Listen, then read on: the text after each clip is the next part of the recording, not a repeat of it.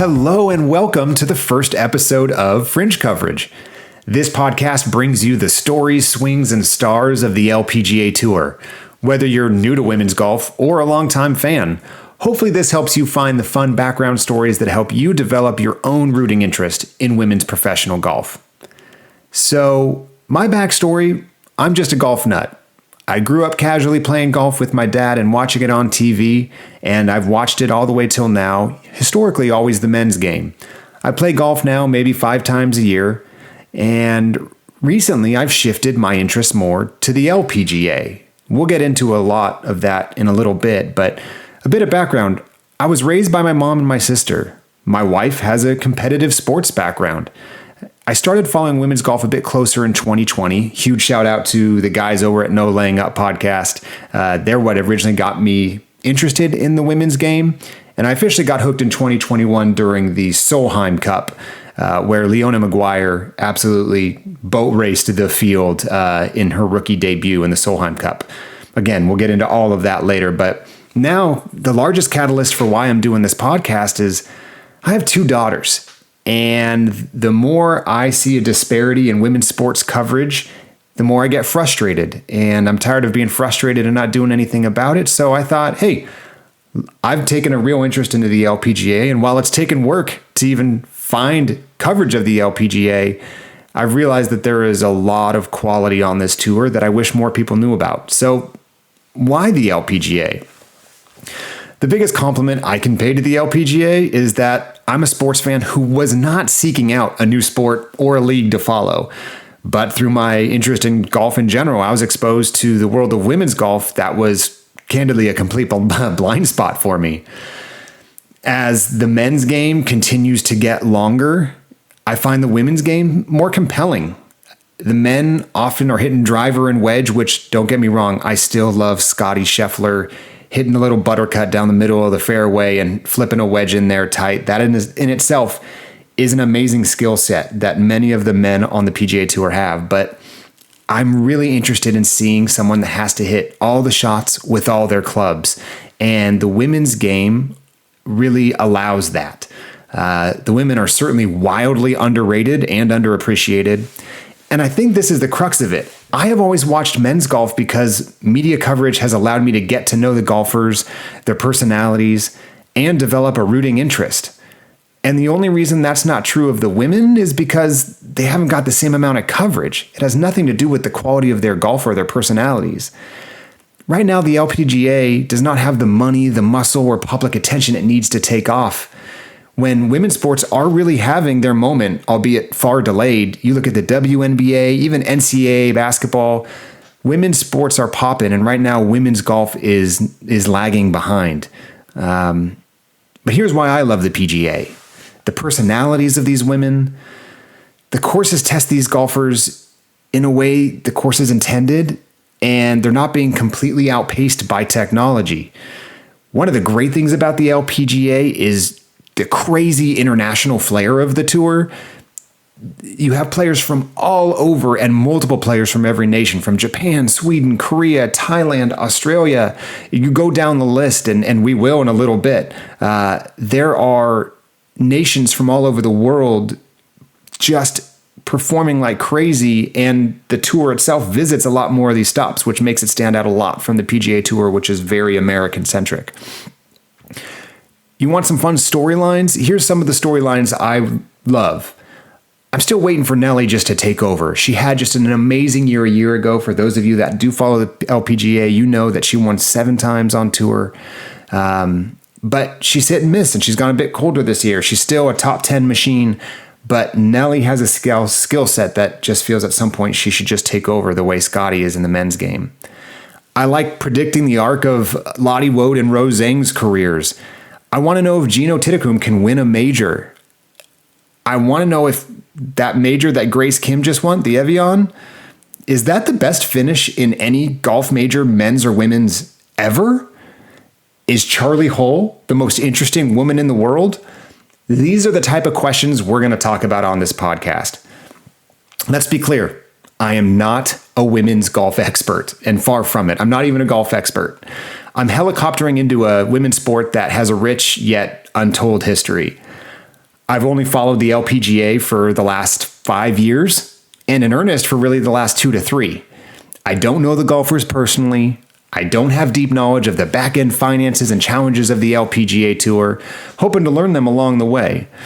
I don't pretend to have all the answers for what plagues the women's game or how to fix it, and I don't religiously follow the amateur ranks and know who the next rising stars are, but that's why we're doing this podcast. We've got to start somewhere. The goal of this podcast is to spotlight the amazing golfers on the LPGA Tour and provide not only context, but ultimately a rooting interest in the players and hopefully the tour at large. And the best part is, I'm going to be learning right alongside the listeners. This is an intro episode. Most episodes going forward are probably going to be a lot of player deep dives, really getting to know who these personalities are that drive the LPGA. But before we do that, let's set the table for what you need to know about the LPGA season, its players, and the format. So, at its most basic, the LPGA Tour has a very long season that spans from January to November.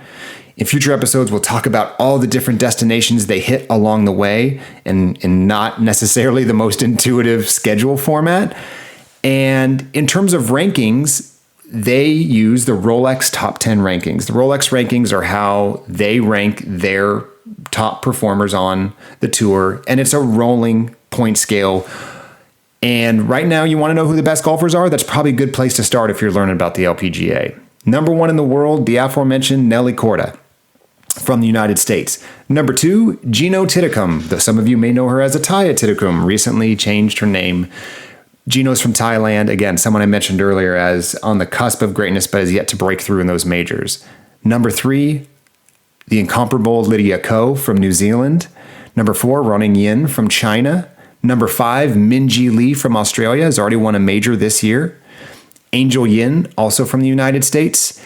Hae-Dan Ryu from Korea. Hyuju Kim from Korea. Maya Stark from Sweden. And rounding out the top 10 is Chevron major winner Mao Saigo from Japan.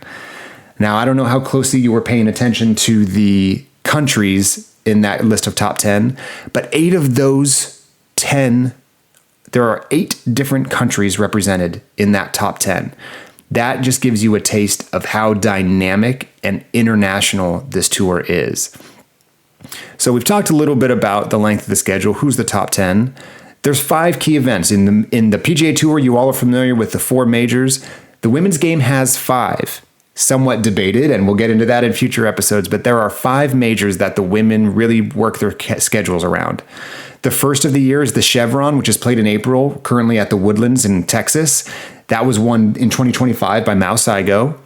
The next major is the U.S. Women's Open, which is played in the May-June timeframe. That venue rotates every year. Most recently this year was in Wisconsin at Erin Hills, and Maya Stark broke through and won her first major there.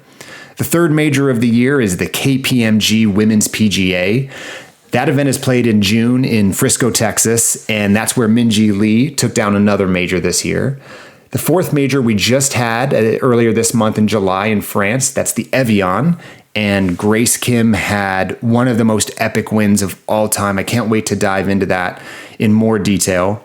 And the fifth and final major is this week. The AIG Women's Open, very similar to the Men's British Open or the Open Championship. That rotates venues this week. It's at Royal Porthcawl in Wales.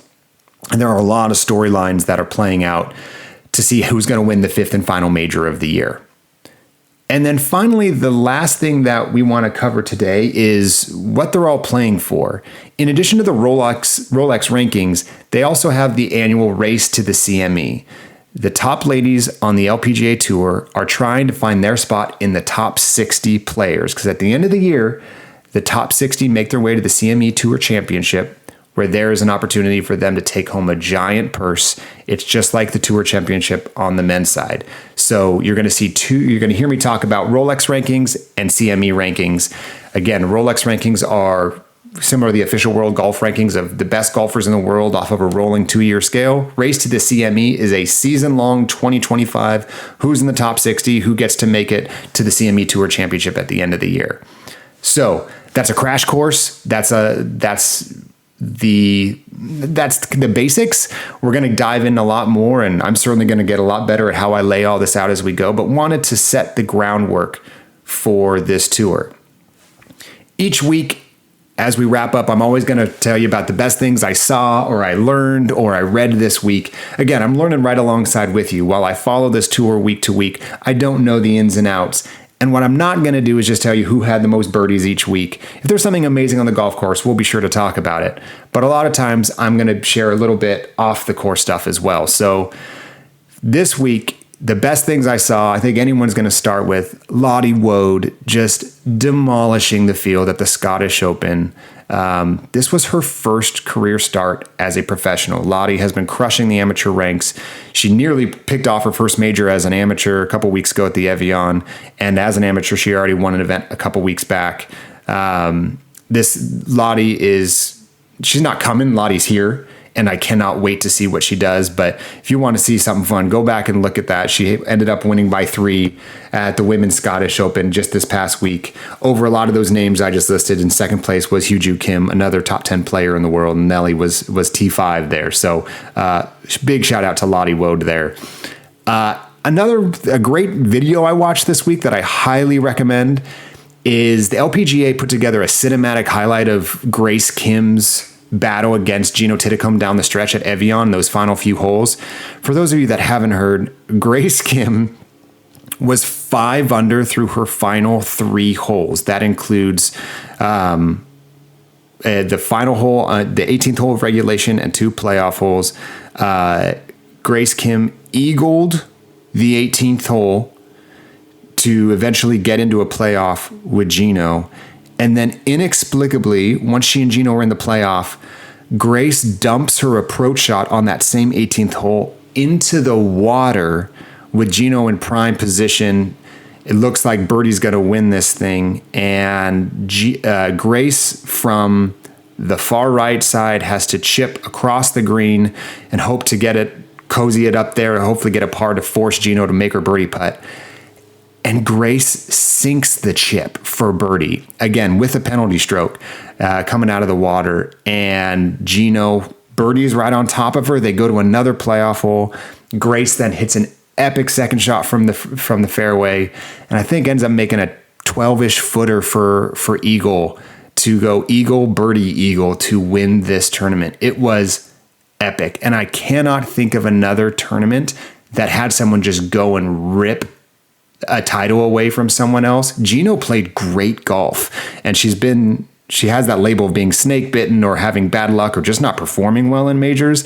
This certainly isn't going to help that, but this is not something that Gino pissed away. Gino played great, and honestly, Grace just went and got it in a fashion I can't remember ever seeing on the men's or women's tour.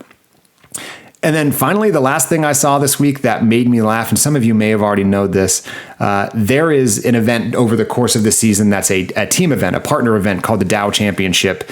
And 2 LPGA players will team up in a twosome format. And once again, talking about Gino Titticombe here, Gino every year partners with her best friend on tour, which is Ronning Yin, the number 4 player in the world. And they have a team name that I've just have not stopped laughing about. Again, Gino and Ronnie call themselves Gin and Ronick, and I just thought that was fantastic. A very fun duo to root for. They have a ton of fun on the course, but anytime 2 players decide they want to come up with a team name when it's not required of them, and they come up with Gin and Ronick, that makes me very happy. So if you're looking for something fun to root for, go to next year's Dow Championship and check out Gin and Ronick on the course. So, like I said, we're not going to do a deep dive today. Just wanted to set the tone for what this podcast is. But I mentioned this is the week of the 5th and final major of the year, the AIG Women's Open. And the whole point of this podcast is to give you a rooting interest when you watch the golf. Here's the problem. A lot of you don't even know where to find the golf because candidly, it's hard to find. Women's golf does not get the primetime coverage men's does. It is wildly frustrating for someone with 2 daughters that wants to show them their favorite players on TV. Admittedly, my daughters are 5 months old and 2.5 years old, so they don't exactly have TV watching dialed yet. But my 2.5-year-old is already very excited to watch golf and is developing her favorites. So I want her to see them.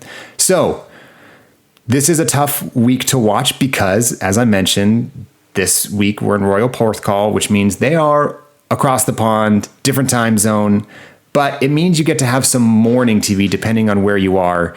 watching from. So you get to wake up with some morning golf this week. The AIG Women's Open is one of the better TV windows of the year. Again, it's a major. There's going to be a lot of attention on this event that some of the regular season events don't garner. So there will be broadcast TV all 4 days, Thursday and Friday. Again, it starts July 31st for those of you listening, from 7 a.m. to 2 p.m. Eastern time on USA Network, both Thursday and Friday. Again, that's USA Network from 7 a.m. to 2 p.m. Eastern. That's the TV window. And then as we head into the weekend after the cut, on Saturday and Sunday, it's the same window. There's 2 different broadcasts. First from 7 to noon Eastern on USA Network, and then they switch over to primetime networks. They go to NBC from noon to 2 p.m. Eastern, and you can see that on NBC or the Peacock app for those of you with that service. So again, one of the better weeks where you actually can find the golf. A little bit different time windows based on the fact that it's overseas, but a really fun week to dive in. The best players will rise to the top of these leaderboards, and it's a really good time to start seeing how the aesthetic of them on the course appeals to you as well, because we're going to deep dive into the personalities, but again, the golf matters a lot. So with that, we're going to wrap up this week as the starting point. And on our next episode, we're going to take our first player deep dive into arguably one of the most dynamic, unique players, I think, in all of sports, and that is the incomparable Charlie Hull. I'll save all of the reasons why, but get excited because I think Charlie is one of the best places to start and is definitely one of the most entertaining faces of the LPGA Tour.